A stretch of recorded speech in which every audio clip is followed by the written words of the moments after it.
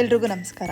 ಯಾರಿಗೆಲ್ಲ ಕಾರ್ತಿಕ ಅಥವಾ ಶ್ರಾವಣ ನಾವು ನಾನ್ ವೆಜ್ ತಿನ್ನಲ್ಲ ಅಂತ ಅಂತೀರೋ ಅವರೆಲ್ಲ ತುಂಬ ಈಸಿಯಾಗಿ ಈ ಮಶ್ರೂಮ್ ರೆಸಿಪಿನ ಮಾಡ್ಕೋಬೋದು.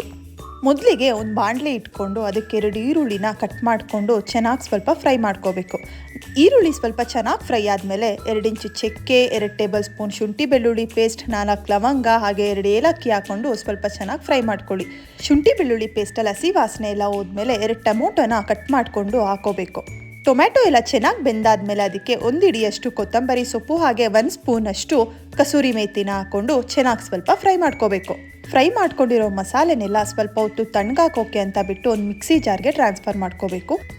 ನಾನಿಲ್ಲಿ ಗ್ರೈಂಡ್ ಮಾಡೋದಕ್ಕೆ ಒಂದು 5 ಗೋಡಂಬಿನೂ ಯೂಸ್ ಮಾಡ್ತಾ ಇದ್ದೀನಿ. ಇಷ್ಟನ್ನೆಲ್ಲ ಹಾಕ್ಕೊಂಡು ಫುಲ್ ನುಣ್ಣಗೆ ಗ್ರೈಂಡ್ ಮಾಡ್ಕೋಬೇಕು. ನಾವೇನು ಮಸಾಲೆನ ಫ್ರೈ ಮಾಡ್ಕೊಂಡಿರ್ತೀವಿ ಅದೇ ಪಾತ್ರೆನ ಇಟ್ಕೊಂಡು ನಾನಿಲ್ಲಿ ಸ್ವಲ್ಪ ಬೆಣ್ಣೆ ಹಾಕೋತಾ ಇದ್ದೀನಿ. ಬೆಣ್ಣೆ ಎಲ್ಲ ಕರ್ಗದ ಮೇಲೆ ಕ್ಲೀನ್ ಮಾಡ್ಕೊಂಡು ಕಟ್ ಮಾಡ್ಕೊಂಡಿರೋ ಮಶ್ರೂಮ್ನ ಹಾಕಿ ಹಾಗೆಯೇ ಸ್ವಲ್ಪ ಉಪ್ಪು ಹಾಗೆ ಅರಿಶಿನ ಪುಡಿ ಹಾಕಿ ನೀರು ಬಿಡೋ ತನಕ ಚೆನ್ನಾಗಿ ಫ್ರೈ ಮಾಡ್ಕೋಬೇಕು. ನೋಡಿ, ಈ ಥರ ನೀರು ಬಿಡುತ್ತೆ. ನೀರೆಲ್ಲ ಬಿಟ್ಟಾದ್ಮೇಲೆ ನಾವೇನು ಗ್ರೈಂಡ್ ಮಾಡ್ಕೊಂಡಿರ್ತೀವಿ ಮಸಾಲೆನ, ಆ ಮಸಾಲೆನ ಹಾಕಿ ಚೆನ್ನಾಗಿ ಬೇಯಿಸ್ಕೋಬೇಕು. ನೀರನ್ನ ಹಾಕ್ತಾ ಇಲ್ಲಿ ನಾವು ಬೇಯಿಸ್ಕೊಂಡಾಗ ಟೇಸ್ಟ್ ಚೆನ್ನಾಗಿರುತ್ತೆ.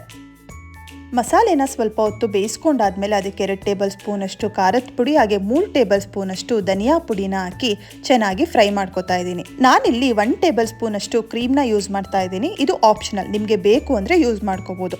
ಲಾಸ್ಟ್ಗೆ ಗಾರ್ನಿಶಿಂಗ್ಗೆ ಸ್ವಲ್ಪ ಕೊತ್ತಂಬರಿ ಸೊಪ್ಪನ್ನ ಹಾಕಿದ್ರೆ ರುಚಿಯಾಗಿರೋ ಮಶ್ರೂಮ್ ಗ್ರೇವಿ ರೆಡಿ. ಈ ರೆಸಿಪಿನ ಟ್ರೈ ಮಾಡಿ ಹಾಗೆ ಹೇಗಿತ್ತು ಅಂತ ಕಮೆಂಟ್ ಮಾಡಿ. ನಿಮ್ಗೇನಾದರೂ ಈ ವಿಡಿಯೋ ಇಷ್ಟ ಆಗಿದ್ರೆ ಲೈಕ್ ಮಾಡಿ, ಶೇರ್ ಮಾಡಿ ಹಾಗೆ ನಮ್ಮ ಚಾನಲ್ನ ಸಬ್ಸ್ಕ್ರೈಬ್ ಮಾಡೋದು ಮರಿಬೇಡಿ. Thank you.